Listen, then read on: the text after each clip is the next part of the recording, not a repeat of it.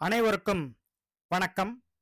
நம்ம இந்த வீடியோ பதிவில் பார்க்கவிருப்பது 2026 ரிஷபராசிக்கான ஆண்டு பலன், அதாவது புத்தாண்டு பலன். அப்ப இந்த ஆங்கில புத்தாண்டுல ரிஷபராசி என்பவர்களுக்கு இந்த வருட கிரகங்கள் கோச்சார நிலைகள் எப்படி அமைந்திருக்கிறது, எப்படிப்பட்ட பலன்களை வழங்கப் போகிறது என்பது குறித்து இந்த வீடியோல நம்ம பார்க்க போறோம். நமது சேனலை முதல் முறை பார்ப்பவர்கள் லைக் பண்ணிக்கோங்க, சப்ஸ்கிரைப் பண்ணிக்கோங்க. என்னுடைய அடுத்தடுத்த வீடியோக்கள் உங்களுக்கு நோட்டிபிகேஷனாக வந்தடையும். முதல்ல ரிஷபராசி அன்பர்களை நம்ம எடுத்துக்கிட்டோம் அப்படின்னா, எப்பவுமே வருட பலன்கள் வருட கிரகங்களின் கோச்சார நிலை பொறுத்து நம்ம பார்க்கணும். அப்ப குரு, சனி, ராகு, கேது உங்களுடைய ராசிக்கு எந்தெந்த இடத்துல பயணிக்குது என்பது குறித்து தான் இந்த வருடத்தின் வருட பலன்கள் அமைய போகிறது. அந்த வகையில ராசிக்கு 2ஆம் இடத்துல குரு பகவான் இருக்கிறார். ராசிக்கு 11ஆம் இடத்துல லாபஸ்தானத்துல உங்க ராசிக்கு ராஜயோகாதிபதியாகிய சனி பகவான் லாபஸ்தானத்துல இருக்கிறார். பாம்பு கிரகங்களாகிய ராகு கேதுக்கள், ராகு ராசிக்கு 10ஆம் இடத்திலும் கேது ராசிக்கு 4ஆம் இடத்துல சிம்ம வீட்டிலும் இப்ப சஞ்சாரம் செய்து கொண்டிருக்கிறார்கள். பொதுவா 2026ல பாத்தீங்கன்னா பெரிதாக வருட கிரகங்களின் பயிற்சி இல்லை. இருந்தாலும் வருட ஆரம்பத்துல பாத்தீங்கன்னா உங்க ராசிக்கு 2ஆம் இடத்துல குரு பகவான் இருக்கிறார். காரக ரீதியாக இது ஒரு நன்மையான விஷயம்.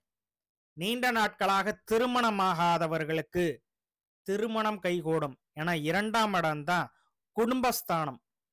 என்னதான் ஒரு சுபகிரகம் குடும்பஸ்தானத்துல இருக்கும்போது உங்களது ராசிநாதனுக்கு குரு பகவான் கடுமையான எதிர்கிரகம், அதாவது பகை கிரகம்னு நம்ம சொல்ல முடியாது, எதிர்கிரகம் அஷ்டமாதிபதியா வரார். அப்ப அந்த இடத்துல காரக ரீதியாக சுபத்தை கண்டிப்பாக குரு பகவான் வெளிப்படுத்துவார். அப்ப குடும்பத்துல சுப நிகழ்ச்சிகள் நடக்கும் 2026 துவக்கத்துல. அப்போ 8ஆம் இடத்த அதிபதி 2ஆம் இடத்துல பயணிக்கிறார். அப்போ நீண்ட நாட்களாக சேர்த்து வைத்த பெரும் பணம் அல்லது நீண்ட நாட்களாக நீங்க எதுவும் சேவிங்ஸ் ஏதோ வச்சிருந்தீங்க அப்படின்னா, அதாவது மியூச்சுவல் ஃபண்டு, ஃபிக்ஸட் டெபாசிட்டு அல்லது ஏதேனும் வேறு விதமாக ஏதேனும் சேவிங்ஸ் நீங்க ரொம்ப நாள் சேர்த்து வச்சிருந்த பணத்தை, அந்த பணம் இப்ப உங்க கையில் புழங்கும். அது சுபகாரியத்திற்கு பயன்படுத்துவீர்கள். அப்ப உங்க கையில பெரும் பணம் புழங்கக்கூடிய காலகட்டம் இந்த 2026ஆம் ஆண்டு துவக்கத்துல. 8ஆம் இடத்துக்கு குரு பார்வை இருக்கிறது. குரு பகவான் 7ஆம் பார்வையாக உங்களது ராசிக்கு 8ஆம் இடத்தை பார்க்கிறார். 8ஆம் இடத்தை பார்த்தா என்ன சார் பலன்? ஐயா, நீண்ட நாட்களாக கடனை அடைக்க முடியாம இருந்தீங்க அப்படின்னா அந்த பெருங்கடனை நீங்க அடைக்கக்கூடிய சூழ்நிலை இந்த 2026ஆம் ஆண்டு துவக்கத்துல இருக்கீங்க. இப்ப 8ஆம் இடத்துக்கு குரு பார்வை இருக்கும்போது ஒரு பெரிய கடனை அடைக்கக்கூடிய சூழல் வரும். அதே நேரத்துல 6ஆம் இடத்திற்கு குரு பார்வை இருக்கு.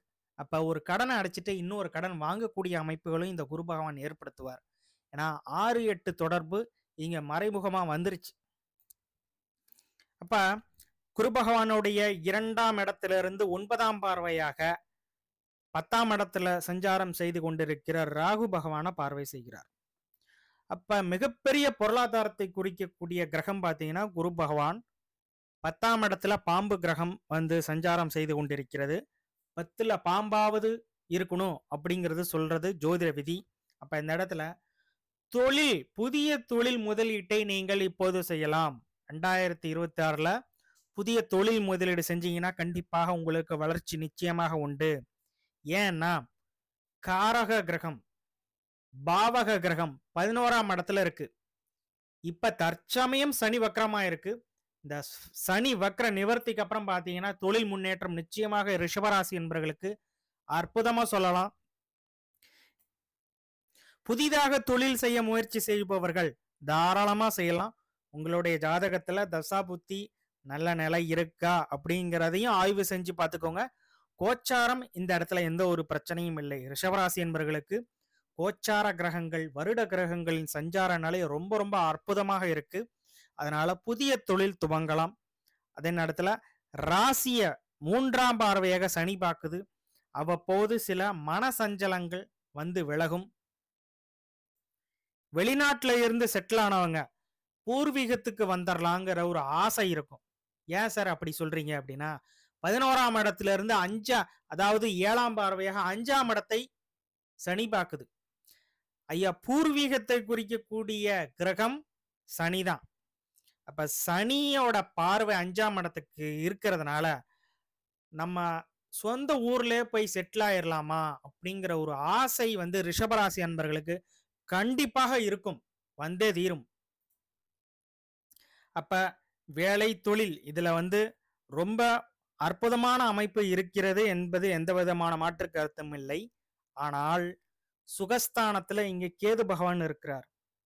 தாயாரை குறிக்கக்கூடிய பாவகத்துல கேது பகவான் இருக்கிறார். அப்ப தாயார் சம்பந்தப்பட்ட விஷயங்கள்ல அது சம்பந்தப்பட்ட மனசஞ்சனங்கள் உண்டு. தாயாரை நினைச்சு நீங்க வேதனைப்படுவீங்க. ஒண்ணு தாயாருக்கு உடல் நலம் பாதிப்பும், அல்லது தாயார் சம்பந்தப்பட்ட சொத்து சம்பந்தப்பட்ட வழக்குகள் இருக்கும். தாய் வழி உறவெல்லாம் பார்த்தீங்கன்னா அந்த இடத்துல இருந்து உதவி கிடைக்காது. தாய் வழி உறவெல்லாம் பார்த்தீங்கன்னா உங்களை விலக்கி வைப்பாங்க. 4ஆம் இடம் தான் வித்தை ஸ்தானம். புதிய விஷயங்கள் ஏதேனும் கத்துக்கக்கூடிய ஆர்வம் கண்டிப்பாக அதிகரிக்கும். 4ஆம் இடம் வண்டி வாகனம். 4ஆம் இடத்துல கேது இருக்கிறார். அப்போ வாகனம் சம்பந்தப்பட்ட செலவுகள் அதிகரிக்கும், நெருக்கடிகள் வரும். 4ஆம் இடம் தான் குடியிருப்பு, நீங்க வசிக்கக்கூடிய இடம் தான் 4ஆம் இடம். அப்ப இருக்கக்கூடிய இடத்துல எல்லா வசதிகளும் இருந்தாலும் பார்த்தீங்கன்னா வீடு சம்பந்தப்பட்ட விஷயங்கள்ல ஏதேனும் ஆல்ட்ரேஷன் ஒர்க்கு, அது மாதிரி ஏதேனும் வீண் விரைய செலவுகள் அதிகரிக்கும். அதே நேரத்துல வீட்டு கடன் வாங்க நினைப்பவர்கள் தாராளமாக வாங்கலாம். ஏன்னா கடனுக்குரிய கிரகம் பார்த்தீங்கன்னா கேதுதான், அவரே 4ஆம் பாவத்துல இருக்கிறார். அப்ப ஏற்கனவே வீட்டு கடன் இருக்கு சார், மேல ஒரு டாப் அப் ஒன்று போட்டுக்கிறேன், தாராளமா செய்யலாம். ஆனா கேது பகவான் கடன் அப்படின்னா கடனை வாங்கி கொடுக்க ரெடியா இருப்பார். அப்ப கடன் வந்து வாங்கி உங்களுடைய தேவைகளை பூர்த்தி செய்யலாம்.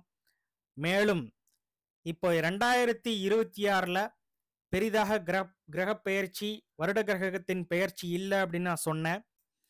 ஆனால் குரு பகவான் மட்டும் பார்த்தீங்கன்னா ஜூன் மாசம், அதாவது 2026 ஜூன் மாசத்துக்கு அப்புறம் பார்த்தீங்கன்னா முதல் வாரத்துல மிதுன வீட்டில இருந்து கடக வீட்டுக்கு பயிற்சியாகி தன்னுடைய சஞ்சார நிலையை செலுத்துவார். அப்ப ராசிக்கு 3ஆம் இடத்துல உச்சம் பெற்ற நிலையில இருந்து பலனை தரப்போகிறார். அப்ப ஒரு அஷ்டமாதிபதி 3ஆம் இடத்துல இருக்கும்போது இந்த இடத்துல ஒப்பந்தம் சார்ந்த விஷயங்கள்ல ரொம்ப ரொம்ப கவனம்.